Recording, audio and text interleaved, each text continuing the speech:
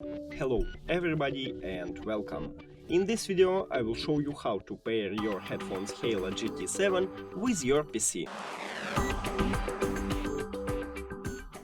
You have to start by click on the Windows icon, now go to Settings, Devices, add Bluetooth. Now open the charging case and remove your headphones from the charging case.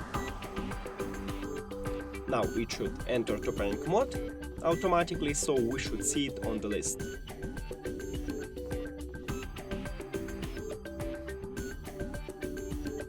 And we see it, so just click on it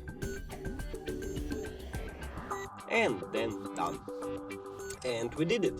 Thank you for watching this video. If you found it helpful, please consider subscribing to the channel and leave the like on the video. It's really important to us. See you later!